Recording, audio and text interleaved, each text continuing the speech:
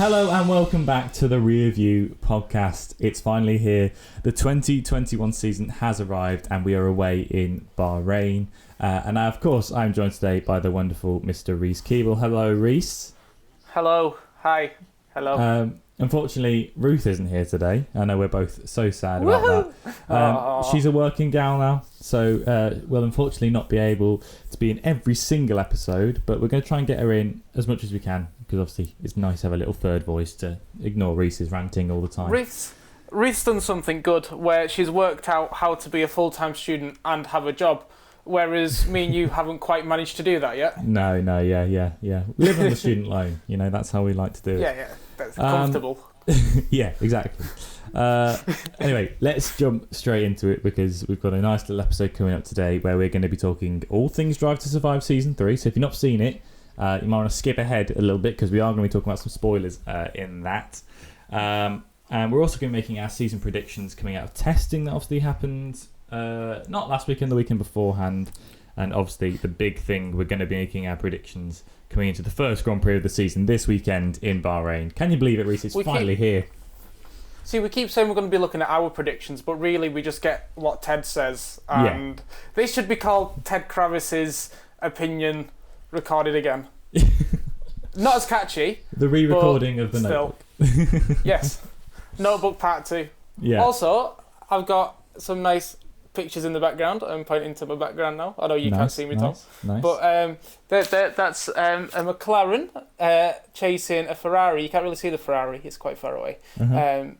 Not like this season. In the Red Bull Ring. And then I'll turn myself slightly so you can see that one. I got McLaren with Danny, Rick and Lando. And I've spent quite a lot of money on posters and stuff. So, and there's Gerard, but it's not a football one. And here's the worst part of it, guys. He's not even bought them from McLaren himself. So it's all unofficial merch. He's not even supporting his own team. Can you believe it? If McLaren did that type of cool art, I'd be getting it from McLaren, but they don't. So I just had to get it from whatever it's called, the place where I've wasted about. There you go. $2,500. Yeah. Reece, what have you spent your weekend doing, mate? Is this a trick question? Yeah. Oh, I have spent my weekend in bed because I've had the coronavirus vaccine. Is that the answer that you wanted? Well, that's not the answer I wanted. What were you doing in bed? Okay, I'm not going there. Were you watching Netflix by any chance?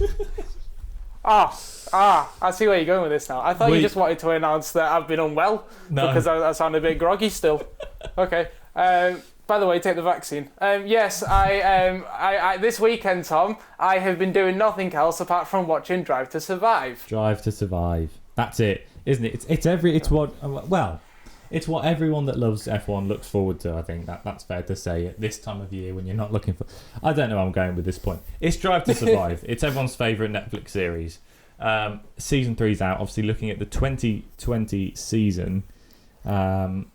What did you think? First off, just little opinions, Reece. You've seen all 10 episodes. I hope that was your homework. I hope you've done it. What did you think of it? What did you think of it? Yeah.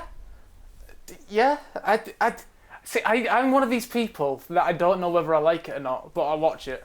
Right. Because I do like it because I like the fly on the wall, but then I don't like that you're essentially watching an episode of Coronation Street. If you know what I mean. Like, it's that over-dramatised and, like, there's a bit in it where they were on about Gasly and Albon, and it was looking like... Well, Netflix wanted to make it look like that Gasly was going to take Albon's seat, but while you're watching the season, like, no one thought that was going to happen at all. And I think it got rumoured once, but slightly, like, you know what I mean? But they managed to drag, like, 3 episodes out of that. I mean, so did we with the podcast last season. But anyway... Yeah, but we didn't think... No, I don't think... my point is that I don't think anyone thought that much that Gasly was going to replace Albon, but it seemed to be a massive storyline on the thing. And then... but, to be fair, it shows how much of a shock it was that Checo got the seat, because it wasn't really expected. I think that's fair to say. I think it was definitely... I think they looked at it a lot more sort of through the eyes of trying to make this a drama series that we can put and make 10 episodes out of. And I think there was the drama that people wanted to see this season is these seat changes, are these drivers coming in and out of seats, things like that.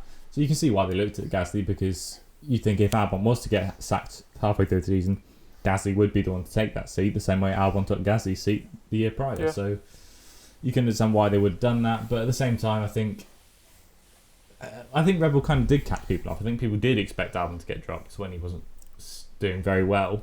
Obviously, he did eventually, but there's a few things like that. I agree that they kind of make things over dramatized. There's an audience for Drive to Survive that they, as the creators of it, I feel like they don't necessarily always aim for diehard F1 fans. I think for the most part, it's for someone that's scrolling through Netflix trying to find something that finds it and then gets into F1 through it, because you cannot, if you're a real like switched on F1 fan, when you're watching Drive to Survive, you see the bits that they've edited to look more dramatic. Like normally, in fact, I don't know if you noticed this, every time there was ever on-track action, you'd see him going through one corner, and then it would cut to a completely different one. A completely different corner that most of the time was about 3 corners before the one you've just seen him go through. Yeah. So it's very much kind of finding the battles that happen on track and cutting them together to look more dramatic and fit the storyline they were trying to tell. The narrative, yeah. Which obviously someone that doesn't know F1 probably works very well, and they can work that out. But if you know the tracks, if you know where people are going, you can very quickly realise that's not quite how that happened. I think the only episode that I didn't mind the narrative being kind of that narrative-y, if you know what I mean, was the last one, where it was the battle for third between Renault, Racing Point and McLaren, because that was a really nice kind of behind-the-scenes... You know what I mean? Like, it kind of showed how everyone was feeling at the time and stuff. And I feel like it wasn't that dramatised on track, because that last race was quite dramatic, to be fair. Yeah, that's true. Okay, in that case, I'm just going to say to you, what was your favourite moment of all 10 episodes? Which bit did you like the most? It's not... So what's happened is that all the episodes have blended into one, because you just kind of sit there for... essentially about 8 hours of your life and just watch them all. But I really liked the juxtaposition between Lando getting his podium and Albon not getting a podium in the very second episode, I think that was in. That was really nicely done from a technical standpoint, because you're feeling the high of Lando, but then the absolute like crushing low of Alex. But a bit that was nice that I felt like they could have delved into a little bit more was Grosjean's crash. Yeah. Because it was nice to see kind of like everyone's reaction and stuff, but it didn't go into it. I felt like they could have had just a whole episode dedicated to Grosjean and that crash, and like seeing his like rehab, if you will, even though like there wasn't that much, but seeing him in hospital and stuff like that. But they didn't. So I felt like that was an opportunity missed. Going back to that one you were talking about, the race in Austria with Alex and Lando, I feel like that is something that actually during the weekend wasn't picked up on that much. There was a lot of people that obviously were disappointed for Alex that it happened again, the same thing that happened in Brazil. He got spun out by Hamilton. There was that. But I think the overarching feeling in the media after that race was Lando Norris got a podium. No one was really talking about Alex could have got that podium. Alex could have won that race. No one was talking about that, and I think that showed. There was the shot afterwards of Lando going and hugging Zach and everyone getting really excited in McLaren. And then it cut to Alex walking through the paddock after the race in his overalls, looking absolutely distraught. And that isn't a shot I'd seen before. And it kind of made me sit back and go, oh yeah, there is another element to that. And I feel like probably something that happens quite a lot in F1 when people are really excited for drivers that get the podiums. They miss the drivers that didn't get them. Yeah, they miss the drivers that didn't get those podiums, that missed out, and I can imagine that would be hard for a lot of drivers. And I feel like that was an element they could have gone down a bit more. I think they did cover it. I think they did a good job of it, but I feel like they could have played on Alex's sort of juxtaposition of Alex's sort of sadness at the result more than they did. I don't know. Maybe I'm wrong, but see the thing with me as well for that weekend is that obviously I'm a big McLaren fan, big Lando Norris fan. To get that podium was amazing, and I completely forgot about that weekend that Albon got spun out. Like I didn't forget during the race, obviously. No. But I forgot that that's what happened to lead to Lando's podium. Yeah. All I remember is the fact that Lando got a podium. Ultimately, that spin out led to Hamilton's penalty, which led to Lando's podium. Yeah, exactly. Yeah. I think that probably makes it harder for Albon because the penalty to Hamilton was meant to make it sort of, I don't know, make it more equal to him. Because he got the penalty for getting spun out, he got the 10-second penalty for that, but Albon still got no points in that race, and he gave someone else their first podium, which should have been his, and I feel like that must have really hurt for him. That was another big narrative throughout the series, was the when's Albon going to get his podium? Yeah. That was another big narrative throughout the series. And I felt like as each week went by, and it was mainly to do with the sit-down interviews that Christian was having, as each week went by, you kind of saw a little bit of faith get lost in him every week. You could track that, yeah, I agree. You could see... because it went from Christian being in the garage with him being like, come on buddy, chin up, like you can do this next week, to him then being... to then him going to his race engineer and being like, how the hell's he done this again? Like... the kid's cursed or something, you know. It's and then Christian didn't make himself look good at all by just phoning Perez in one of the last interviews to be like, oh yeah, welcome to Red Bull. Yeah, like, come on. I think I almost think that was an element of the Drive to Survive producers going, could you just call Checo drama and get that, because we don't have a shot of him joining Red Bull or talking about that. We just need that bit of the story in there, which makes sense on the producer side of things, but. I'd love to have seen Checo getting that phone call. He just picks up he's already signed the contracts, and Christian's like picks up the phone. He's like, "Welcome to Red Bull, Checo." If he's just like, "Christian, you said this to me like 2 weeks ago, mate. What are you on about?" Sent a text beforehand, like, just got a call. Yeah, the producer said so. Whoop. Don't answer on the first ring. Don't look desperate. But no, I think Christian. It was interesting how much Christian was in this. Compared to, he has been in it quite a lot in the previous seasons as well. It was him and Jerry, they were in it a lot last year, weren't they, in their actual house? Jerry! But there was that one bit where he phoned Jerry, I thought was a weird conversation. Did you see that when he was just like stood on the balcony and there's just a random phone call with Jerry talking about his kids, and he was like, alright, I've got to go now. That felt a bit weird. But I think that was trying to show that they're all away from the families. The human side, Yeah, but I don't know. I feel like next season it's going to be called Christian Horner's Drive to Survive. He's trying to get his acting career off the ground. Yeah, he's going to be the next James Bond. You watch. His IMDb is all over that. But yeah, Drive to Survive, I think it was good. I don't know if it's the best season. I think it's hard to really classify which season is the best season because it's ultimately not a scripted thing. It's not like they can make the story how it is. At the end of the day, that's how the season went. And I think they do very. I will say this: they do very well in Drive to Survive, not to follow the sort of championship series that is Hamilton's won again. Because obviously, if they did that, that'd be so repetitive and boring. They find the midfield battles, they find the bit of drama in the grid, and that is what they build the series around, which makes it good. And it also feels like they do that because within the first couple of series, Mercedes weren't very happy with the Netflix crew sniffing around as much. Yeah. So in the first couple of series, they had to focus on, McLaren, Renault, Racing Point, Haas. Haas was quite a big one in the last couple of series. They were in this one as well. So you feel like they go more towards the teams that are giving them the access. But then, like you said, it's made for either casual fans or it's made for newbies coming into F1. Yeah.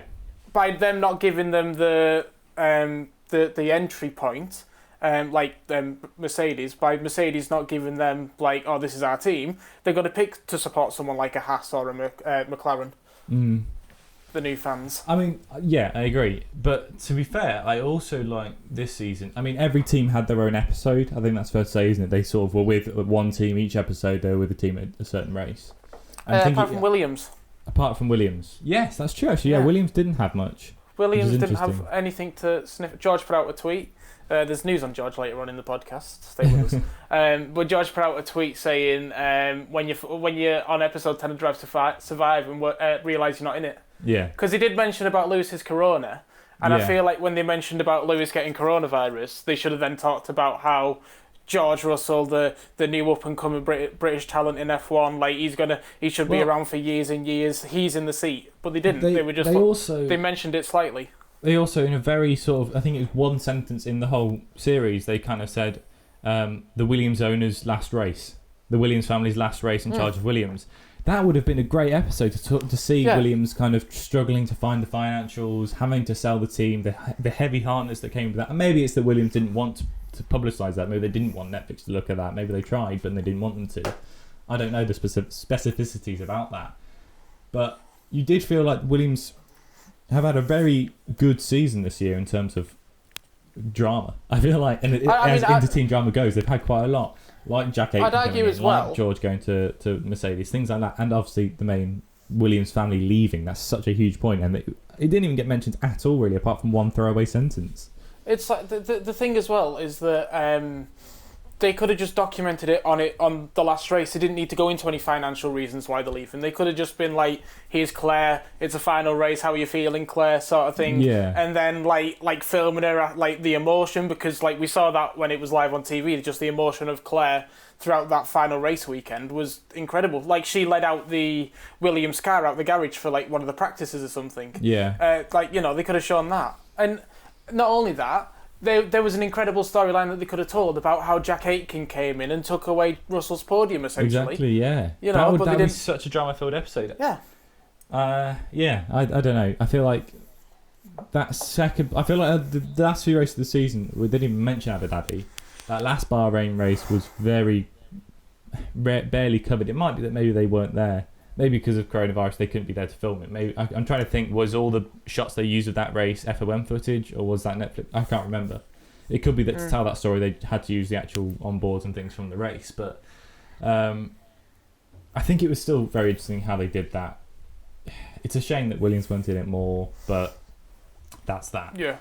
One thing I do want to talk to you about in one episode, I think it was episode 7, that I thought was really, really interesting, was the Haas episode. And I think... for me, that really put into perspective the situation Haas have been in recently, which is this sort of financial position. Gene said on the phone what's his name? Gunter Steiner. Gene said on the phone to Gunter Steiner in one of the clips, and I love that they got those phone calls with Gene. And I wish there was a sort of office kind of moment where Gene was like, "Are the cameras listening to this conversation right now, Gunter?" or something, when Michael's on the phone to a corporate or something like that. But when Gene has the moment where he's on the phone and he says, "I'm not putting any more money into this team. You need to get sponsors." Mm-hmm. That puts I can't say that word today. The perspective for me as to why this season they have sold out, and they have sold out. I think it's fair to say they've 100%. They've given the company to the car to Mazepin and said, "Make a livery and do what you want with it. If you pay us £50 million, however much money it is, I don't know. That's just one I put from mid-air." But it shows that Gene Haas is very much sort of the opinion of, he said in it, I don't necessarily want to win, I want to be competitive. I think he said that in this series. He actually did an interview, didn't he? And to me, that puts into perspective the difficulties Haas are in and why they have kept Mazepin. Because if they didn't have Mazepin, they would not be on this grid this season. It wouldn't be happening. I think for Gene to be... There's two types of owners, okay? There's your Lawrence Stroll, who is literally pumping money at Racing Point, now Aston Martin, is money until they win. Okay, it's the Man City of F1. Yeah. Okay, but then the other owner is Gene Haas, who has literally gone, hold on, I expected to come in and to do quite well. The highest finish we've had is a 4th.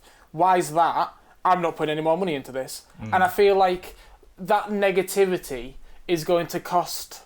Well, it's going to cost the team, essentially. They're not going to be Haas anymore. Like I give it 2 seasons before a full name change is happening. Yeah, either a full name change or the team isn't there at all. And we go down to 9 teams on the grid, which is obviously... No one wants that to happen. I think having such a 10-car grid at the moment is something we all take for granted, because very easily a lot of these teams can say bye, and we could end up with, Williams pulling out because they can't afford it, Haas pulling out because they can't afford it. And hopefully these things, that's why they're introducing the price cap. That's why they're introducing this money sort of cap to stop that from happening. Because I'm sure F1 are aware if they don't do something fast, they're going to lose all their teams. And that Haas then completely sort of sealed it for me. And I mean, yes, Gene has got a lot of money. He's nowhere near as rich as Lawrence Stroll is, so he probably can't inject the money like Lawrence Stroll can. because he's going to end up bankrupting himself if he does that. I think that's probably fair to say. But I think it was very interesting, and we don't get to see that sort of corporate money side of F1 much at all. I mean, I've never seen an F1 board meeting where they go and give signed caps out to the people to try and convince them to sponsor the team and things like that, like they did with with 1&1, who obviously are on the car this season. But they made it very. And I think they showed in one of the preview clips concept blue livery that of the 1&1 as if they were the title sponsor, which I think was what was probably going to happen. But they never actually showed that clip in the main series. It was just a preview clip. So obviously they wanted that to be a bigger sponsor than it was, but then obviously Mazepin probably came in with the big bucks. He started throwing his cash around. It is very clear that Haas are struggling, and I think the fact they've come into this year with even with Mazepin's money and sort of gone, we're not going to do much, we're not going to go far from here, we're not going to develop this car further than we already have, makes it pretty clear to me that this is a team in financial crisis that need. This season they've already written off, so they're probably pumping all the money they have got into that car for next year to get the results they need next year to become the team that Gene Haas wants them to be. And if that doesn't work, then he sells. That's clear. Yeah. Any other Drive to Survive talking points, Reese? Bottas. Valtteri Bottas. Valtteri Bottas. I think that's what he's being dubbed now. Bottas. Yeah. We saw a lovely F1 driver's bottom. I feel like we don't need to go too much into this. I just feel like we just need to acknowledge that it was there and move past it. Everyone saw it, and everyone's like, oh, that's a first. There we all go. saw it. We all saw it. We all knew that it happened. We all don't know why it happened. Let's move on. Actually, I do want to talk about Valtteri for a second here, because not about his butt, but more about the driver himself. I feel like we saw a side to Valtteri in that episode that is a side that he's been trying to get out for so long. There is a side to Valtteri I think feels unhappy at Mercedes, and I think that is something that he hasn't really said before. But he spoke specifically about that 2018 Russian Grand Prix, I think it was, where he had to give Hamilton that space, that place, and he spoke about it very specifically, sort of saying, I think there was a quote from him saying, "I wanted to quit Mercedes after that." Yeah. And I think it's very clear thought about quitting. that he isn't happy in that Mercedes team as a second driver. He wants to push Hamilton for the championships. He did an interview with Ted, our Lord and Saviour, in testing for this weekend. I think you might have seen. I don't know if you've seen it, where he was talking to him about Rosberg and how Rosberg beat Hamilton. And like Rosberg apparently slept in a different bed to his wife and did all this kind of stuff. He was very selfish because that's the only way he could beat Hamilton is by focusing purely on himself. And Ted sort of said to Valtteri, this season could be your last in this team. He was like, I'm aware of that. You've got George coming through. He's only got a 1-year contract, but so does Lewis. And he sort of said to him, is this your last chance to properly fight for the title? And Valtteri said, well, I'm going to try and go for it every season, but I do need to be more selfish and I do need to be more about me to go for that.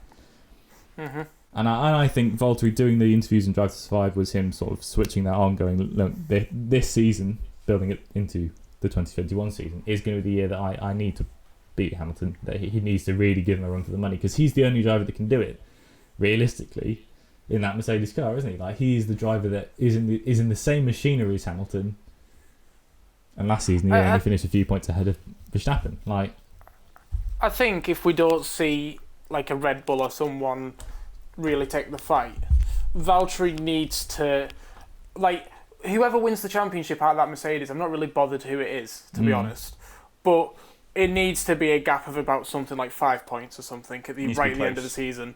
Like, because this season Lewis missed the race because of coronavirus and he was still about 30 odd points ahead. The season just gone. So that's it. And I think the reason Valtteri gets called the wingman and gets called Lewis's second-hand man and all that kind of stuff, which obviously isn't something he's happy about. He even said in the Drive to Survive that there was a hate comment that said something like that, and it really got under his skin.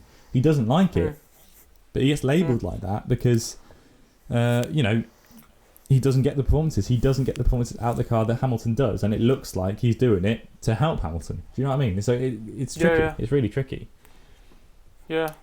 I think once... do you want to move on? No. Finish your point. I was going to say, I think once we see Valtteri stop obeying team orders, he'll do well. but once he stops obeying team orders, it'll be his last year in the Mercedes. Yeah, so I think that's fair. I reckon if he went out this year and they were like, you need to move over for Hamilton, he's on a better strategy, and Valtteri just went, no. Yeah. I feel like he'd have a significantly better year for himself because Rosberg, it showed it on Drive to Survive. Rosberg not obeying the team orders a little bit, but I don't know.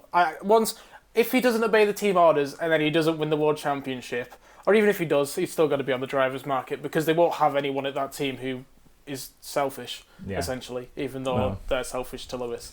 But it's true. Hey-ho. It's true. I think that team, Drive to Survive painted Mercedes in a light that people haven't really seen them in a while, especially Hamilton. And I sort of said this to you. I think it showed Hamilton sort of more of a selfish kind of guy than sort of the incredible guy that kind of Sky Sports pay him out to be. And obviously they're going to support him. He's a British driver, and they obviously are British Sky Sports. They are going to paint him to be this great driver, but I think that Drive to Survive kind of took a step back from that and stripped him down, especially in the Albon episode. They paid him out to be this guy that is sort of ruining Albon's chance at a podium, which I thought was very interesting. But we can use this as a segue into testing. It's going to be a tricky season for Mercedes coming out of testing, so let's have a chat about that. Wow, wasn't that smooth? Let's have a talk about testing then. So we obviously did the last episode last weekend before we were going into testing, and we were saying what we thought we were going to see. And I think what we ended up seeing was completely different to what we thought we'd see. We thought we'd see Mercedes absolutely sweep the floor again like we have for the past few seasons. But in fact, Mercedes weren't quite there, were they, Reese? No, but it's all sandbags, I think, because a bit that I really took interested in with Drive to Survive, like linking back to that, is in the first episode, Christian's having a conversation with some of the Red Bull mechanics in the garage, and he asks, well, they're fast, are they sandbagging? And they were like, yeah, I think so. And Christian says, right, well, we've still got 6/10 that we can use, sort of thing. Yeah. Which is interesting because that literally shows the team's sandbagging testing. And I think Mercedes are the only one who's kind of got the bottle here on this 3-day testing to say, look, we're going to take our foot off the gas a little bit. We'll let you think that we're not doing as well. I mean, they might have like a reversing car for this year. They might have invented a reversing car that goes significantly faster than a driving forward car or something. That might be the new invention that they haven't showed off yet. I kind of am going to disagree with you there because it wasn't sandbagging we saw in testing. Sandbagging doesn't make you lose control of the car and spin into the gravel twice like Hamilton did. Sandbagging doesn't make your gearbox break 3 times and make you have to sit in the garage for hours. Sandbagging doesn't make you do the least amount of lap. Even in previous testing when they haven't necessarily been the fastest, Mercedes have been the most reliable. They've been the ones that have got top of the timesheets every time with the most amount of laps completed for the past 7 seasons. It's not a matter of sandbagging, I don't think. And I mean, I might be proven wrong. We might be in on Saturday and we might see them absolutely smash the timesheets, top of the table. It's back to normal. But there's me, and call me optimistic, but there's a part of me that thinks genuinely Mercedes have been hit by these new floor regulations. The back of that car is not aerodynamically sound anymore. They are really struggling to control it, and actually they're going to struggle this season. Or maybe not struggle, but they're not going to be as dominant as they have been in previous seasons. Red Bull are going to have a chance to challenge them. Some people even saying McLaren have managed to climb their way up and get into that top battle. I don't know. I hope you're right. I want you to be right. Don't get me wrong. I really want you to be right. McLaren looked amazing in testing. They did. Daniel Ricciardo is like a duck to water in the McLaren, apparently. But I really want the testing times to be reflective of the actual times. Yeah. But I just don't think they are at all. How did Perez do in the Red Bull? Did you take note of that, or have Perez did? He was similar in testing to what Max was doing. They both topped times numerous times. I think he said he can understand why other drivers would have struggled with it, which was interesting to hear. I think he definitely said that it's not the easiest car to drive and it is a bit tail happy. But Perez, as a driving style, he's much closer to Max than Albon and Gasly have been. I think he is quite an aggressive driver, Perez. So I don't know if he maybe does take that car better than the other two have. I'm very excited. That's why I'm really excited to see how Perez does this weekend, or across the whole season, to be honest, because that's going to be the real telling point for Red Bull this season. If Perez struggles, they've got a problem in that team with their second driver, because it's 3 drivers in 3 years that have all struggled in that car. So what's wrong with the car? What's wrong with the team? I was going to say, I feel like it's a slight problem now, the fact that you had two drivers come in who were really good, like especially Gasly, and Gasly's proven that he's good, like this past season in AlphaTauri, but not to be able to drive the car. It's a bit, unless the only thing that I can think of is that the Red Bull is so different to the other cars in the driver, whatchamacallit? What's it called? AlphaTauri. No, the well, yes, but no. In the Red Bull driver scheme or whatever it is, like like that car handles completely differently to how all the other Red Bulls do in all the other series and all. Well, the only one you can draw a comparison to would be the AlphaTauri, and I think there is an element of the fact that maybe it was so different. It's I will say the AlphaTauri this season is very similar to the Red Bull of last season. They've basically copied the front of that Red Bull because it worked. So. If we do see, I mean, again, we might see Gasly now struggling in this AlphaTauri, and I think it goes to a point to say driving style goes a long way in F1. The driver's driving style is what the mechanics build the car around, and obviously they're going to do that to Max because Max is their star. Max is that natural talent. Max is Red Bull. Exactly, and I think Gasly could have struggled. I don't know, but I think Gasly's a very smooth driver, as is Alex, because they had a lot of experience in F2, in F3. Max never had that experience. He had 1 year of single-seater driving before he was in Formula 1. He had a year of Formula 3 out of karts, and he was a Formula 1 driver. So Max drives that Red Bull like it's a go-kart because that's what he knows, and that's why he's so successful, to be honest. But in opposition to that, that's not how Gasly or Albon drive. So maybe what Red Bull need, and we'll see, maybe what Red Bull need is an experienced driver like Perez, who's driven a heap of cars. He's been at McLaren, he's been at Racing Point, he's been at Sauber, he's been around the block, he knows lots of different cars, and he's experienced enough to know how to adapt to a car. Maybe that's what they need. Maybe that's the key they need to unlocking that second seat, and maybe Perez is the guy that does that. I'm hopeful. I'm very hopeful. But again, I'm optimistic. Call me optimistic. So, what do you think then about the Aston Martin? Because I thought that was... I felt like I was a bit too optimistic for it. I don't think it had the best testing. It definitely didn't have the best testing. I think Aston Martin are... They're going to be interesting to watch. You look at what Racing Point was last year, and obviously this car is an evolution of that. That was a mega car last year. It got fourth in the end. Should have been third, really, but obviously they had that 15-point deduction for the brake ducts, which gave McLaren the advantage. But it was a mega car. It was, I think Christian said, there was a picture of Christian in the garage when Racing Point was on track, and he sort of was like, they're bloody fast. Like, yeah. They surprised everyone in testing last year. This year it's the opposite. I don't know exactly. I think they had a gearbox issue with their Mercedes gearbox, the same as the issue Mercedes had. Right. So whether that Mercedes engine is going to be the one to watch this year for blowing up, I don't know. It'd make a difference from Honda, won't it? Well, exactly. But obviously McLaren don't have the best history of switching engine suppliers and having great reliability problems with them. So hopefully it's not that. If they are, McLaren will definitely label themselves cursed, I think. But I think they're going to be one to watch. I don't think it's true to their performance in testing. I think they'll come through like Mercedes have. I don't think Mercedes is going to be dead last like they were in testing. I think they're going to come in and be competitive at the front.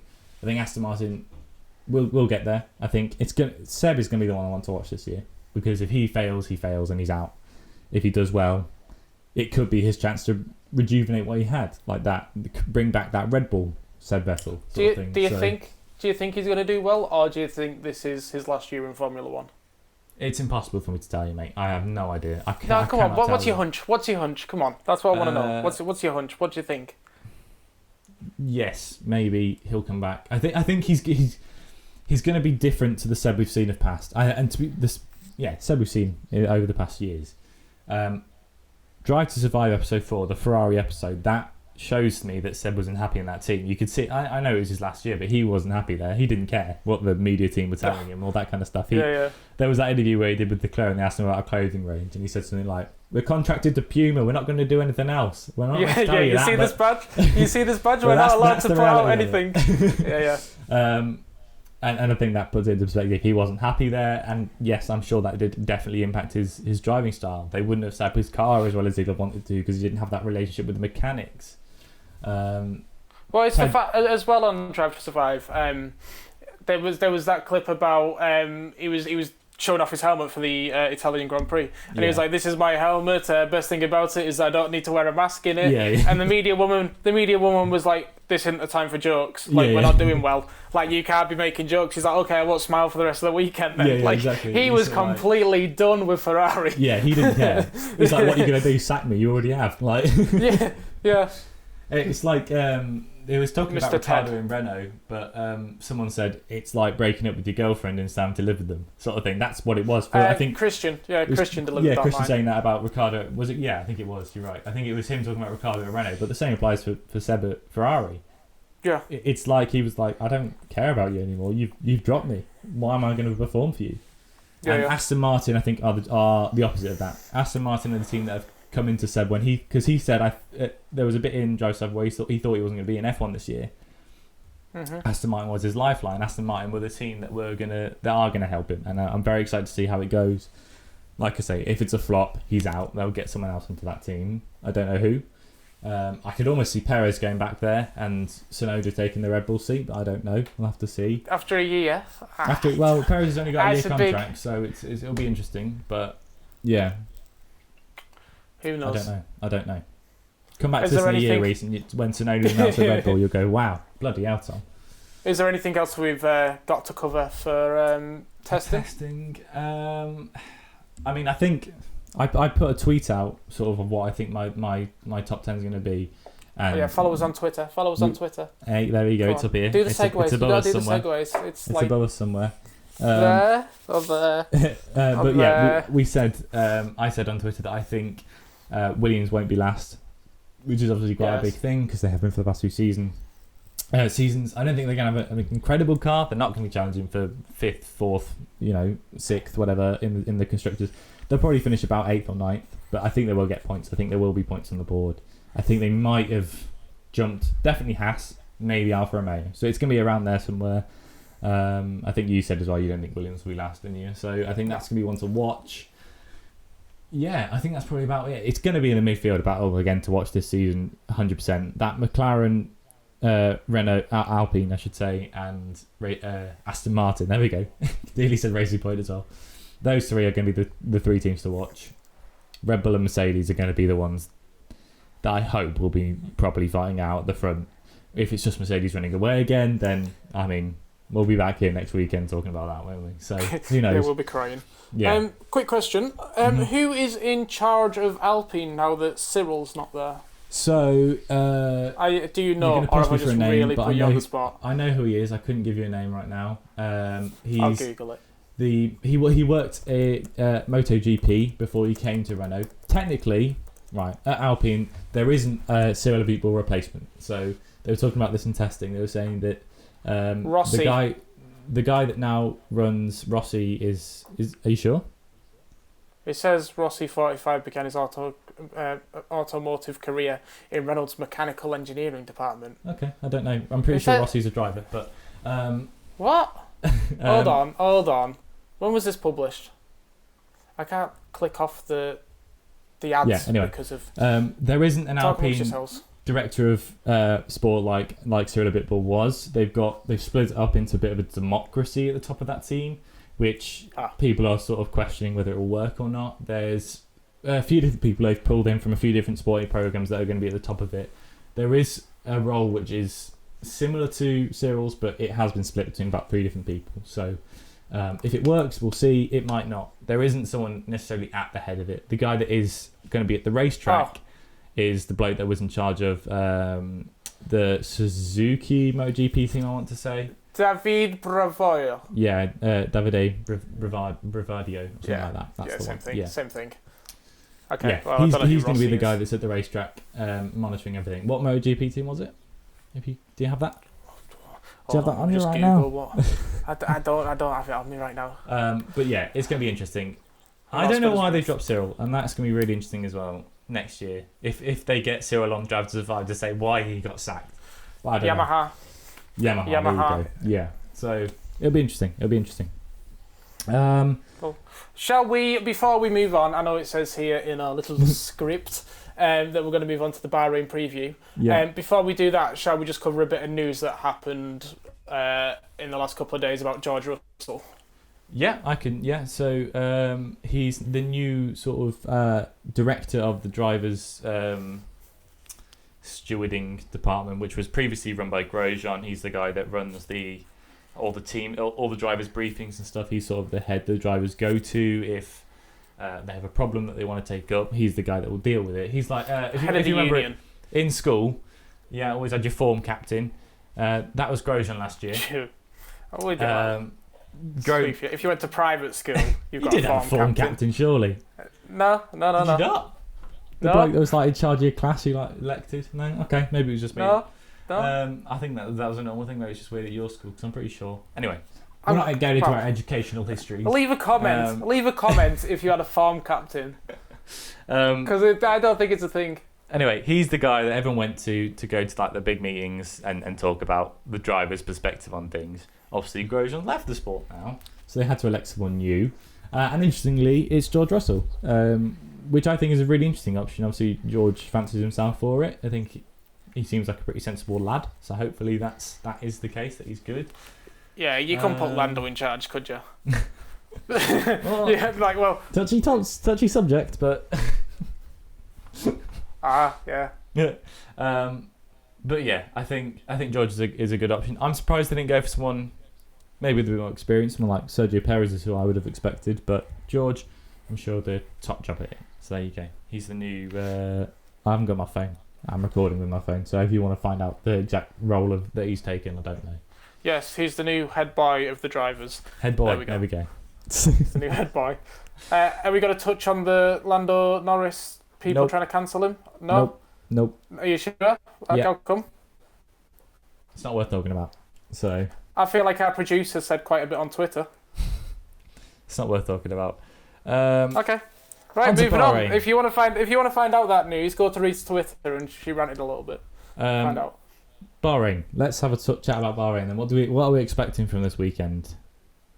I expect cars, probably 20 cars, to go around a circuit for roughly 50 to 70 laps. Oh yeah, you reckon all 20 will finish? Well, hopefully.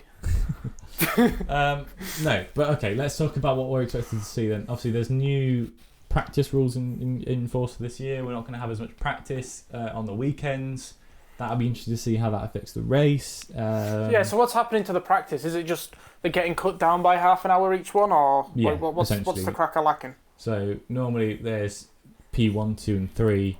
1 and 2 are hour and a half sessions. They're just going down to being an hour instead. That's the main difference. Okay. And obviously we are going to see some sprint races throughout the season. We haven't got them officially confirmed, but it looks like it's going to be Britain who's going to be the first one. I was going to say I think the first one is Britain, which will be nice if we manage to get there, because we're planning on it. We're planning on it. It's by my birthday, so should we get a Patreon? Oh, not really. Should we get a Patreon and see if people will donate for us to go? Can we do that as part of the pod? If you're interested in donating to us to go to Silverstone, drop us a tweet and we'll see. We'll see if we can make it a Patreon. Anyway,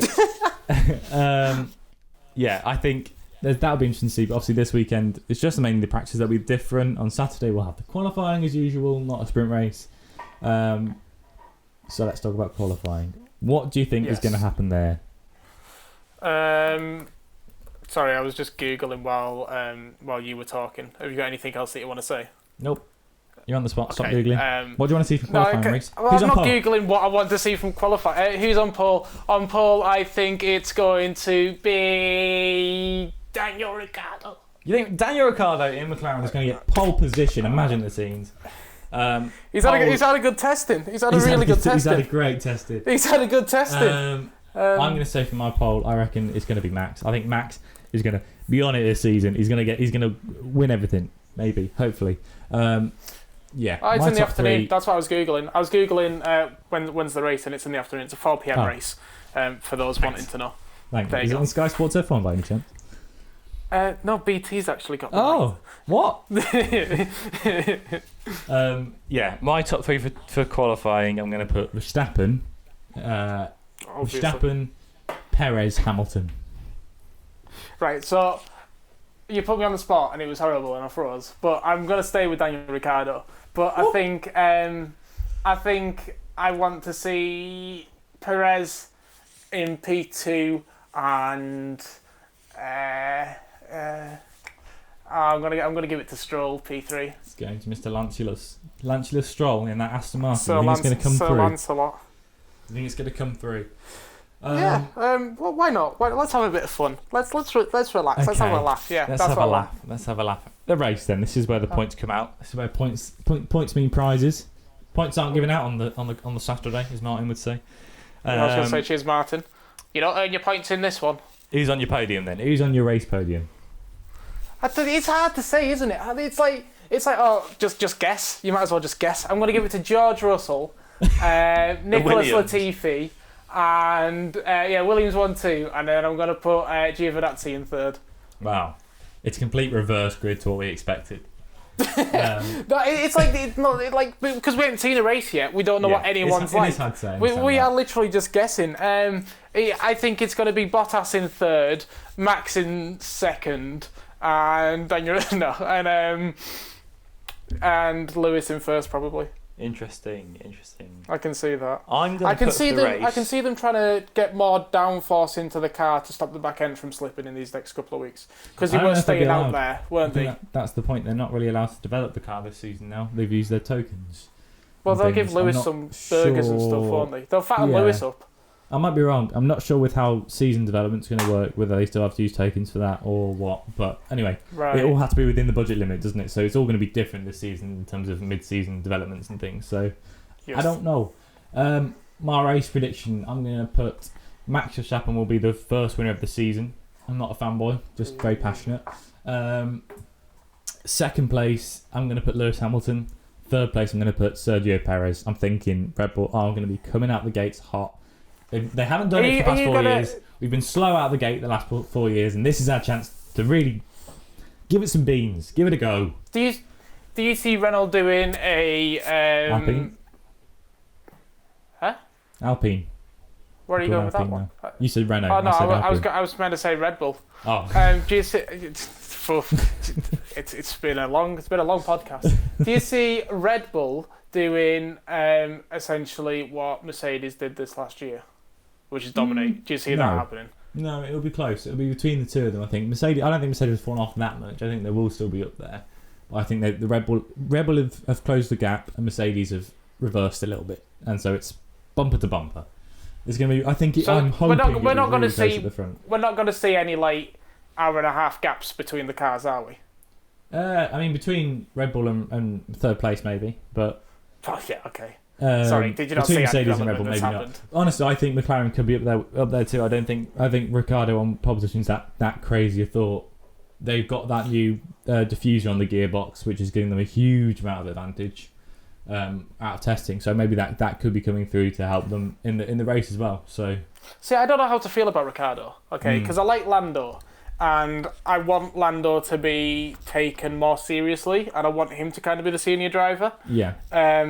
I feel like they've got a mentality of there is no senior driver, but like everyone knows that doesn't work. And I'm just a little bit scared that with Ricciardo coming in, Lando's going to have to start giving way to him and stuff like that. Lando's going to get pushed to the curb kind of thing. I don't know. Yeah. I don't know. It'll be interesting to see. I mean, they played on that a lot in Drive to Survive as well, wasn't there? There was that whole Sainz and Lando relationship sort of thing breaking down, and it didn't break down that, but they've been playing golf. Netflix just like to really over dramatize. I think there was an element of that last year, and I think that 100% Lando's coming into the season. He's already said he's not going to have the same relationship with Daniel because he's his teammate and he wants to rival him. So it'll be good to see. Anyway, yes, there we go. Bahrain. It's going to be a good race. I cannot wait to come back here when we've actually seen on-track action and know what to expect for the season, because it'll make this job a lot easier. Thank you very much, Mr. Reese Keeble, for coming and chatting away with me today.